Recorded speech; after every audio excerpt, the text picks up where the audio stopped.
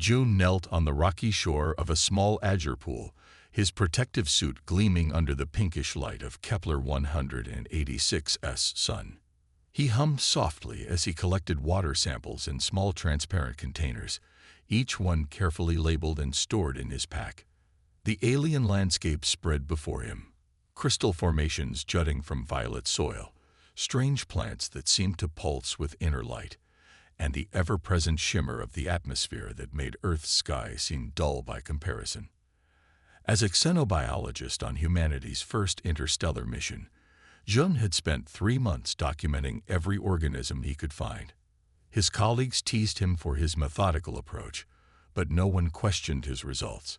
While they clustered near the main camp, Jun ventured farther each day, mapping the terrain as he went. The pool before him rippled suddenly. Jun paused, sample container poised midair. The water's surface broke, and something emerged, not the small amphibious creatures he'd been cataloging, but something much larger. She rose from the water with graceful deliberation. Her skin was a pearlescent blue that caught the light and scattered it in rainbow patterns.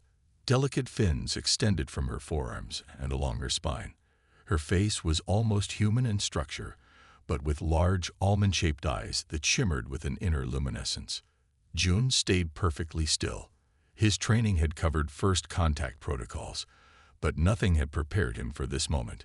He slowly set down his equipment, making no sudden movements. The alien regarded him with those luminous eyes, her head tilted slightly, studying him as intently as he studied her.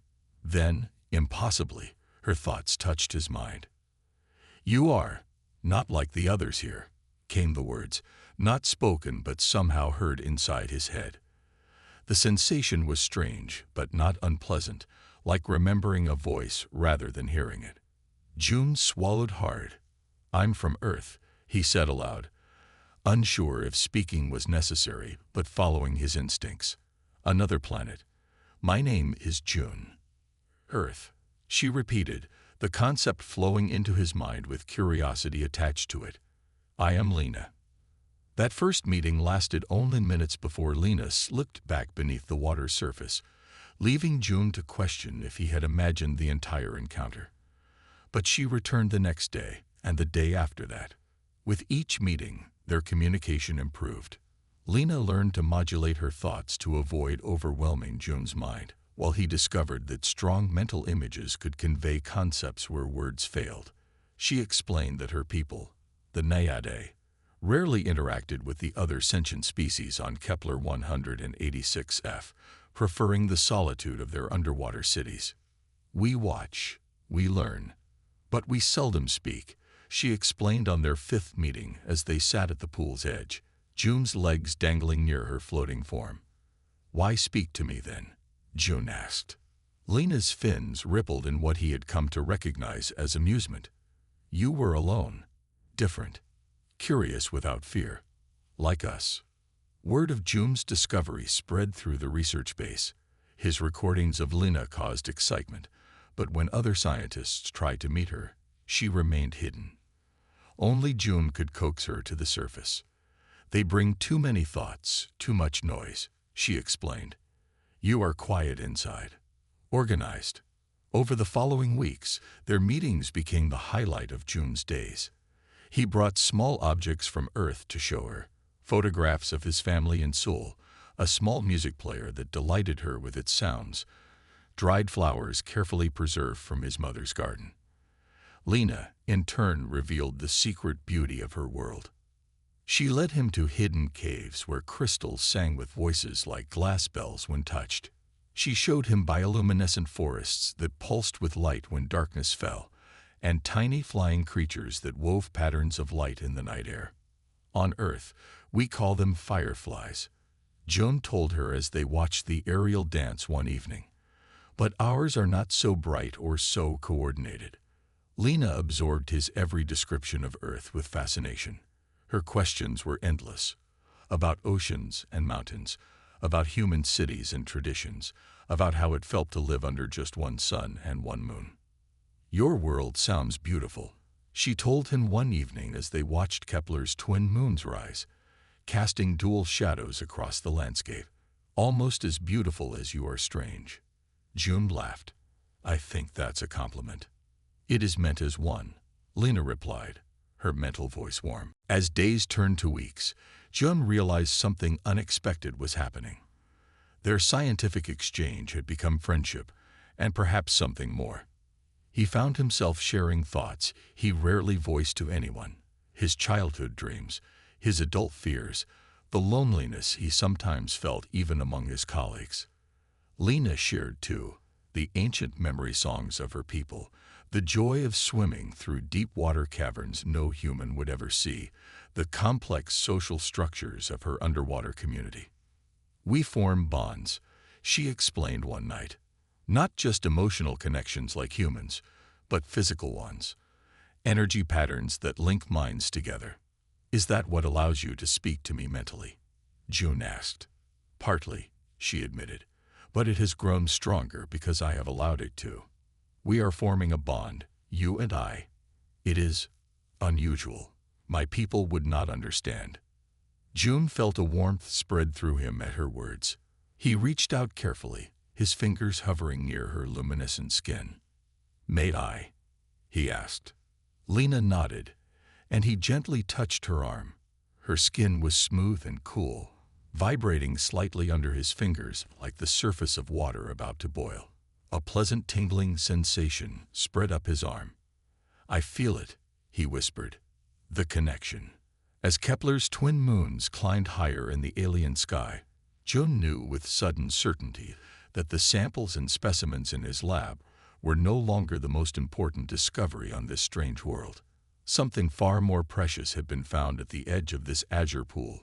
June stood at the edge of the azure pool, watching the twin moons of Kepler 186 rise over the crystal formations in the distance. He checked his watch for the 5th time in as many minutes. Lena was late for their evening meeting, which was unusual. She had always been precisely on time since they began their nightly conversations 3 weeks ago. The communication device in his pocket buzzed. June pulled it out, expecting to see a message from Lena. Instead, the screen displayed an urgent alert from Mission Command. All personnel returned to base immediately. Emergency evacuation protocol initiated. This is not a drill. June's stomach tightened. He looked toward the horizon, hoping to see Lena approaching, but the landscape remained empty except for the strange, swaying vegetation that dotted the shoreline. His device buzzed again. This time, it was his team leader, Min. June, where are you? The shuttle leaves in 40 minutes. Everyone needs to be aboard. What's happening? June typed back quickly. Political situation deteriorated. The Grand Council of the Eastern Territory discovered our communications with the Naiadai. They consider it a violation of their sovereignty. They've issued threats. Command isn't taking chances. June felt sick. The expedition had known about the complex political divisions on Kepler 186f, but they had focused their research on uninhabited areas to avoid complications. They hadn't realized the Naiadai were considered subjects of the Eastern Territories Council, despite their independent nature. I need more time, June typed. I have to say goodbye to someone. No time, came Min's reply. The Council has deployed security forces. They'll reach our position in under 2 hours. We need to be gone before then. The water in the pool rippled suddenly. Lena's head broke the surface, her luminous eyes finding June immediately. Even from a distance, he could sense something was wrong. Her normally graceful movements seemed hurried as she swam toward him. The Grand Council has issued orders. Her thoughts touched his mind before she reached the shore. My people have been forbidden from contact with humans. Armed forces are moving toward your base. I know, June said as she reached the edge of the pool. We've been ordered to evacuate. Lena pulled herself partly out of the water, her pearlescent skin catching the moonlight. You're leaving. Her mental voice carried a note of alarm June had never heard before. I have to. Orders. He knelt beside her. But this isn't the end. We'll come back when the political situation improves. When? Lena asked, her fins rippling with agitation. I don't know. Weeks, maybe months. June reached into his pocket and pulled out his personal communication device, not his official one, but a smaller unit he had been using to record his private observations. Take this. I've loaded it with information about Earth, about me, my language, my home. Lena took the device in her webbed hands, looking at it with confusion. This won't work underwater. I've sealed it in a special case. It's waterproof to 100 meters. June showed her how to operate the simple controls. And there's a solar charging panel. As long as you bring it to the surface occasionally, it will work. His official device buzzed again. A more urgent message, 25 minutes to departure. Security teams dispatched to locate missing personnel. I have to go, June said, standing reluctantly. Right now. Lena's expression changed, a look of dawning horror spreading across her features. You can't leave so suddenly. The bond. It needs proper separation. A ceremony to ease the disconnection. What bond? June asked, even as his device buzzed repeatedly with increasingly urgent messages. The psychic bond we formed. When your kind share thoughts with mine, it creates a connection. Her mental voice was becoming strained. Breaking it suddenly causes pain, distress. June hadn't known. The expedition's preliminary studies of the Nayada had documented their telepathic abilities, but nothing about bonds or connections that could cause harm if broken. I'm sorry, he said, genuine anguish in his voice. I didn't know. Tell me what to do. How do we perform this ceremony? It takes hours, Lena explained, her fins now trembling visibly. The minds must slowly disentangle. Without the ceremony, the one left behind feels the pull of the departing mind across any distance. It causes physical pain, deterioration. June's heart raced. He had 15 minutes to reach the shuttle before they would come looking for him, possibly with armed escorts given the tension with the local authorities. Will you be okay? He asked, already knowing the answer from her expression. Eventually, perhaps. She reached out, touching his hand with cool, damp fingers. Some have died from improperly severed bonds. But I am strong. I will endure. Guilt washed over June. In his excitement to study this new world, to connect with Lena, he had never considered the consequences. Human protocols for first contact focused on avoiding physical contamination, cultural interference, and exploitation, not on emotional or psychic harm. I'll come back, he promised, gripping her hand tightly. As soon as possible. We'll fix this. The connection will help me find you, Lena said, her mental voice growing fainter, as if she were already withdrawing. Distance will weaken but not break it. In the distance, Jum could hear the whine of the expedition's land vehicles, no doubt coming to retrieve him. He had minutes, not hours. Take this too, he said, impulsively removing the small pendant he wore, a smooth stone from his family's home in Korea, worn on a simple cord. Something physical to represent our connection until I return. Lena took the pendant, closing her webbed fingers around it. Go, she said, slipping back into the water, before they find us together and punish my people further. June took one last look at her, memorizing the shimmer of her skin, the glow of her eyes, the graceful way her fins moved in the water. I'll find a way back, he said. I promise. He turned and ran toward the sound of the approaching vehicles, his chest tight with emotions he couldn't fully process. Behind him, unseen beneath the surface of the pool, Lena curled around herself as the first waves of separation pain began to radiate through her body. The evacuation was chaotic. Scientists hurriedly packed essential specimens and data cores, leaving years of research behind. Security personnel stood at the perimeter, weapons ready as the expedition members boarded the waiting shuttle. June was the last to arrive, breathless from running.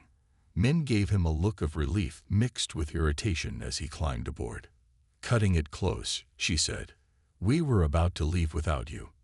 As the shuttle doors sealed and the engines roared to life, June strapped himself into his seat and closed his eyes. He tried to focus his thoughts, to send one last message to Lena, hoping somehow she could still sense him. "I will return. Wait for me."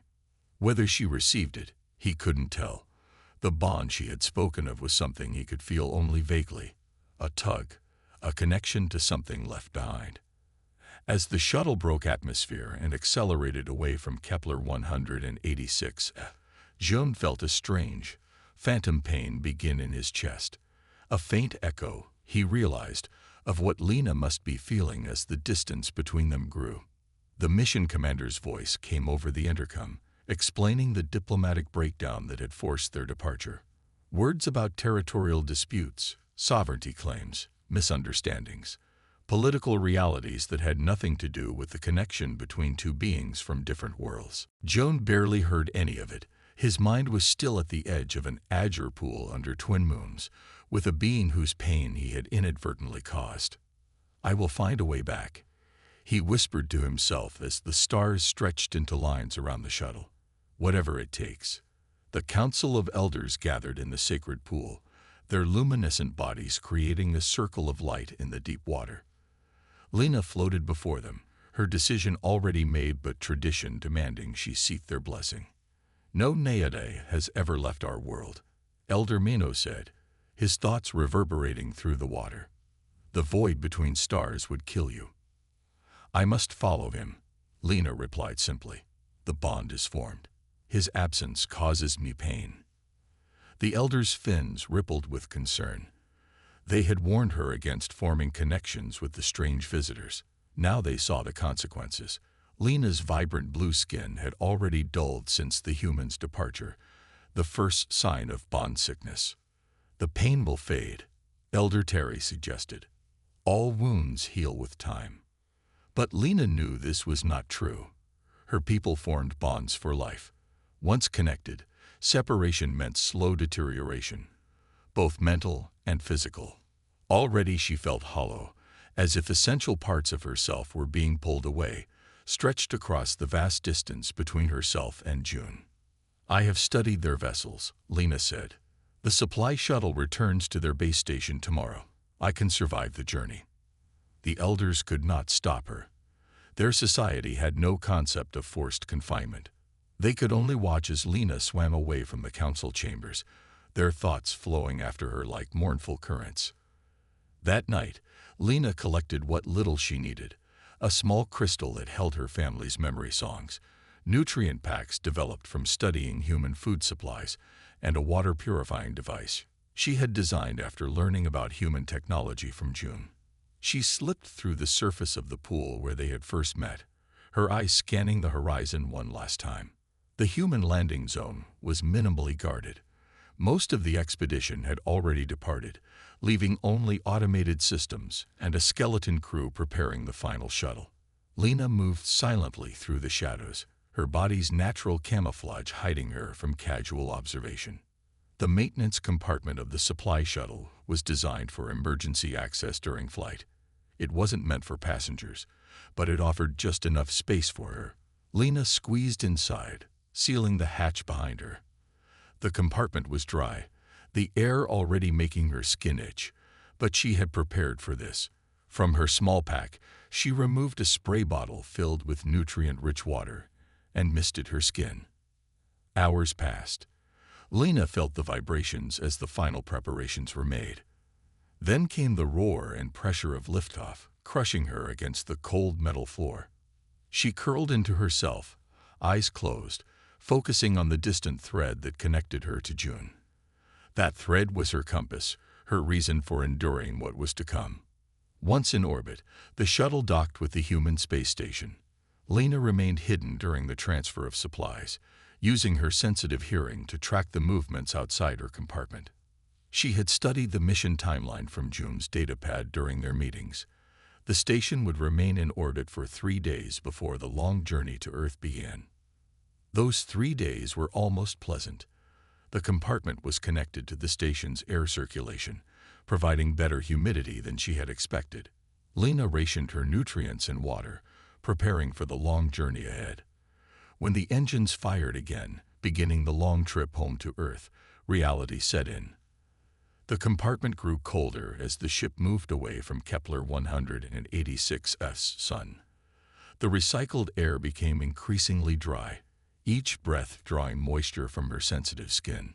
Lena established a routine: sleep when possible, use minimal water to maintain skin integrity. Focus on the bond, the thin connection stretching across space that promised June was at the other end. Days blurred together. By the third week, her skin had lost its pearlescent quality, fading to a dull blue-gray. Her fins, once flexible and sensitive, became brittle. She moved as little as possible, conserving energy. The nutrient packs were half gone. The water recycler worked perfectly, but the humidity was simply too low for her biology. Lena began to hallucinate in the 6th week. She saw the crystal pools of home, felt the embrace of her family's thoughts, heard the ancient songs that had been passed down for generations. Through it all, she clung to the bond with June, sometimes speaking to him as if he could hear her across the void. "I am coming," she would whisper to the empty compartment. "Wait for me." The sound of the engines changed on the 63rd day.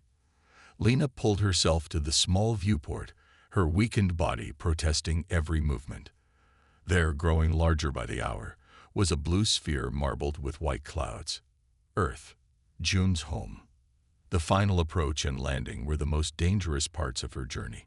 The compartment wasn't designed to handle the heat of atmospheric entry. Lena wrapped herself in the thermal material she had stolen from the human camp, praying it would be enough. Fire seemed to engulf the ship. The compartment's temperature rose rapidly. Lena felt her remaining moisture evaporating, her consciousness fading. The bond with June flickered like a distant star, nearly lost in the pain and heat. Then, suddenly, coolness. The sound of rain hitting metal. They had landed. Lena waited until the human crew had left the shuttle. Using the last of her strength, she forced the compartment hatch open and slipped out into Earth's night air. The shuttle had landed at a spaceport outside a major city, Seattle, according to the signs she could barely focus enough to read. Rain fell from dark clouds, the first blessing of this new world. Lena turned her face upward, letting the moisture touch her parched skin. It wasn't enough, but it gave her strength to move. The bond with June pulled her forward like a physical tether. Each step was agony in Earth's heavier gravity. Her legs, evolved for swimming more than walking, threatened to buckle with every movement. The air was thick with unfamiliar pollutants that made her lungs burn. She followed busy roads, staying in shadows, avoiding the strange vehicles that rushed past. Humans occasionally noticed her, a gray-blue figure stumbling through the rain. But in the dark, most assumed she was just another person in unusual clothing. Seattle's downtown area overwhelmed Lena's senses. The noise of thousands of thoughts pressing against her mind was deafening after weeks of isolation. Lights flashed from buildings taller than any structure on her world. Scents, both pleasant and foul, filled the air. Through it all, the bond guided her. Stronger now, pulling her toward the outskirts of the city, toward a cluster of smaller dwellings where, somehow, she knew June waited. By dawn, Lena could barely stand. Her once beautiful skin hung in dry patches, her vision blurred. But the bond was stronger than ever, a beacon in her fading consciousness. She stood before an apartment building, sensing June's presence just inside. With the last of her strength, Lena climbed the stairs to the 3rd floor, her body leaving a trail of moisture from the rain. At door number 314, she stopped. The bond hummed with proximity. Lena raised a trembling hand and knocked, her webbed fingers making a distinctive pattern against the wood. As footsteps approached from inside, Lena prepared the words she had traveled across the stars to say. June sat alone in his small apartment, surrounded by the remnants of his expedition to Kepler 186. Star charts and biological samples covered his dining table. Reports waited for his review on his tablet. Rain pattered against the window. The Seattle weather as gloomy as his mood had been since returning to Earth 3 months ago. The transition back to normal life had been harder than expected. His colleagues celebrated their return with parties and press conferences, but Jun had withdrawn. How could he explain that he had left something, someone, behind that mattered more than all their scientific discoveries? He picked up the small blue crystal Lena had given him the last time they met. It caught the light from his lamp, sending tiny rainbows dancing across the wall. He had told no one about this gift, about how Lena had pressed it into his palm just before the evacuation alarms sounded. "A piece of my world to take to yours," she had said, her thoughts flowing into his mind with a sadness that still haunted him. The knock at his door came precisely at midnight. 3 soft taps, then silence. Jun frowned, setting down the crystal. He wasn't expecting anyone, especially not at this hour. He opened the door without checking the peephole, assuming it was his neighbor needing to borrow something. Instead, he found himself face to face with a nightmare and a miracle. Lena stood, barely, in his doorway. Her once vibrant blue skin had faded to a sickly gray. The delicate fins along her arms hung limply, cracked in places like dried leaves. Her luminous eyes, now dulled, fixed on his face with desperate intensity. "Why did you leave me, human?"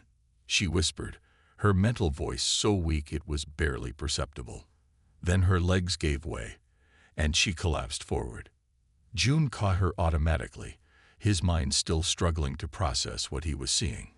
Her body felt too light, too fragile in his arms, like holding a bird with hollow bones. Her skin was dangerously dry, flaking away at his touch. Lena. How? He couldn't finish the question. It didn't matter how. She was here, she was dying, and he needed to act fast. He carried her to his bathroom, kicking the door closed behind him. With one arm still supporting her, he turned on the bathtub faucet, adjusting the temperature to match the pools on Kepler 186 as closely as he could remember. "Hold on," he told her, laying her gently in the tub as it filled. "Just hold on." The water seemed to revive her slightly. Her eyes fluttered open as it covered her body. But Jun knew ordinary tap water wouldn't be enough. Her people lived in mineral-rich pools with specific chemical compositions. He ran to his research cabinet, grabbing the samples he had brought back, water samples from Lena's homeworld. He had only small vials, but they contained the analysis of the exact mineral composition. Working quickly, he mixed bath salts, Epsom salts, and various compounds from his home lab kit, creating a crude approximation of Kepler's pools. When he added the mixture to the bath, the effect was immediate. Lena's breathing eased. The color began to return to her skin, though very faintly. "How did you get here?" Jun asked, kneeling beside the tub, his hands still trembling with shock. Her thoughts touched his mind, weak but clearer than before. "Followed you. Supply shuttle. Maintenance compartment." Jun's eyes widened in horror as he calculated the journey. Months in space, in a dry, cold compartment never meant for living cargo. The odds against her survival were astronomical. "Why would you risk that? You could have died." "Was dying already," she replied, her mental voice tinged with something like confusion, as if the answer should have been obvious. "The bond. When broken, we fade." Jun remembered her explaining the bonds her people formed, but he hadn't truly understood the implications. He hadn't known his departure would cause her physical harm. "I didn't know," he whispered, guilt washing over him. "I'm so sorry." He spent the night beside the tub, regularly adding more minerals and keeping the water temperature stable.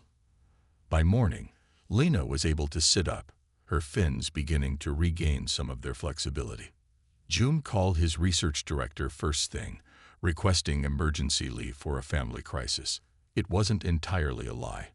Lena had become more important than family to him. "I need time," he explained vaguely. "A relative has arrived unexpectedly. They're very ill."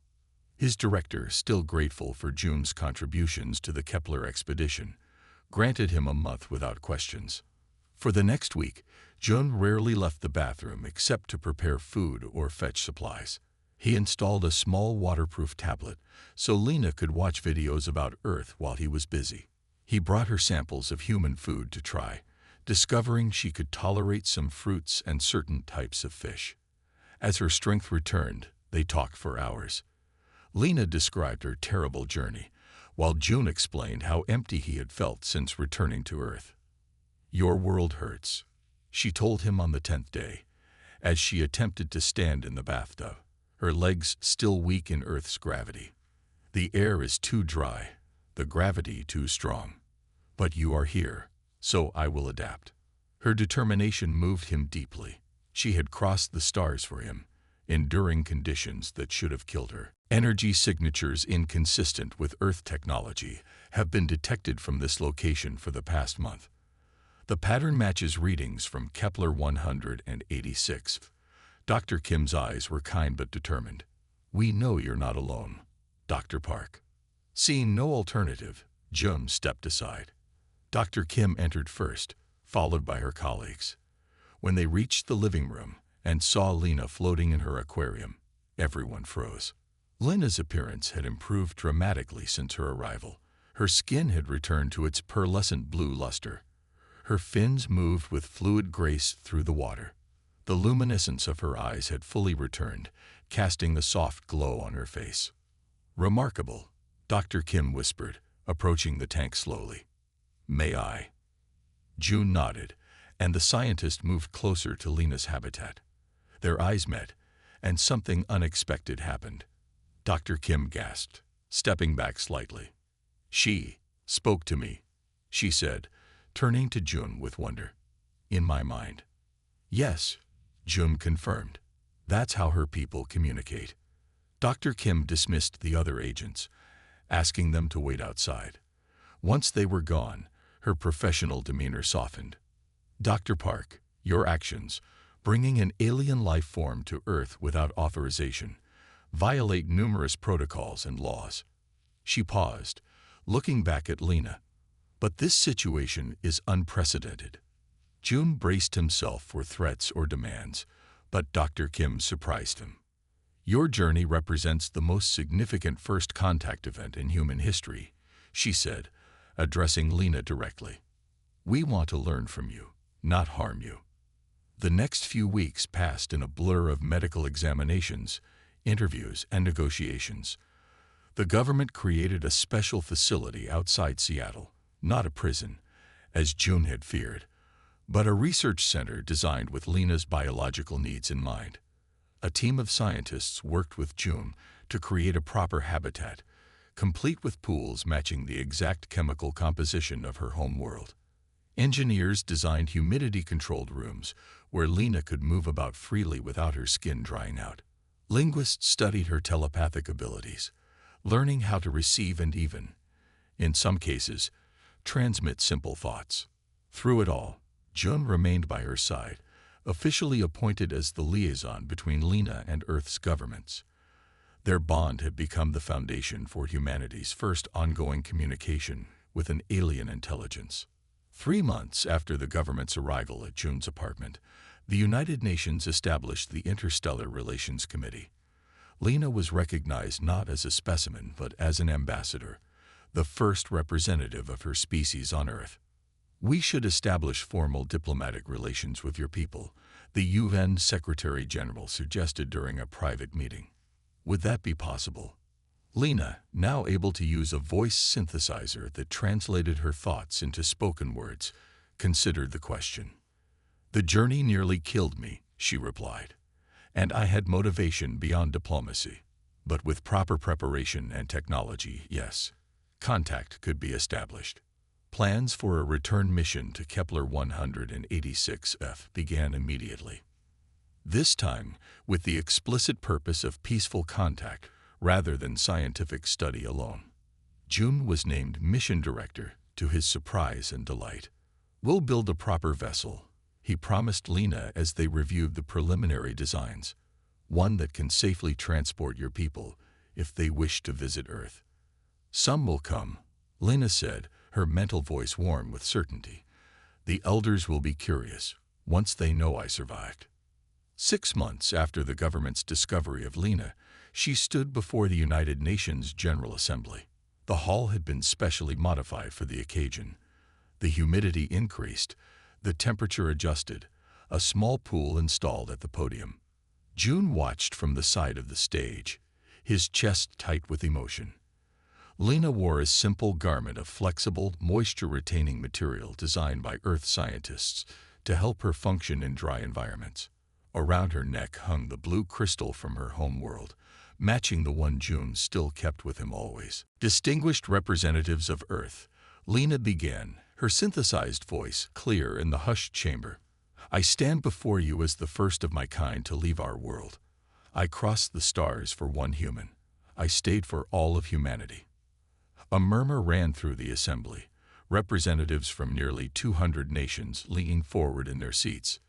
Our worlds are different, she continued. Our bodies evolve for different environments.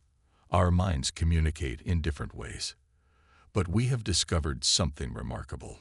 Our capacity to form bonds transcends these differences. She outlined their proposal for a cultural exchange program. Small groups from each world would visit the other, staying for limited periods to share knowledge and build understanding. Technology would be developed to make these exchanges safer and more comfortable for both species. This is just the beginning, Lena said, her gaze finding June in the audience. The pain of our separation has forged something stronger than either of us could have imagined. The first bridge between two worlds. When she finished speaking, the assembly rose in a standing ovation. Cameras flashed. Translators relayed her words in dozens of languages. History was being made. Later that evening, June and Lena stood on the balcony of their hotel suite, looking out over New York City. Special humidifiers had been installed to create a comfortable bubble of moisture around Lena. Did you ever imagine this? June asked, watching the city lights flicker like stars. When you first saw me collecting samples by your pool. Lena's thoughts touched his mind, the bond between them now so strong that words were barely necessary. I knew you were different, she replied. I knew we would change each other. But this, she gestured toward the city, toward the world beyond. This is beyond even my people's oldest stories. June took her hand, their fingers intertwining. 5 human digits with 3 webbed alien ones, different but fitting together perfectly. The mission leaves for Kepler 186f in 3 months, he said. Are you ready to go home? Lena looked at him, her luminous eyes reflecting the city lights. I am home, she said simply. But yes, I am ready to visit my birth world. Together. Above them, stars shone through the city's light pollution, countless worlds with unknown possibilities. The universe had suddenly become much smaller and infinitely larger at the same time. Whatever came next, they would face it as they had faced everything since that first meeting by an azure pool on a distant world. Together.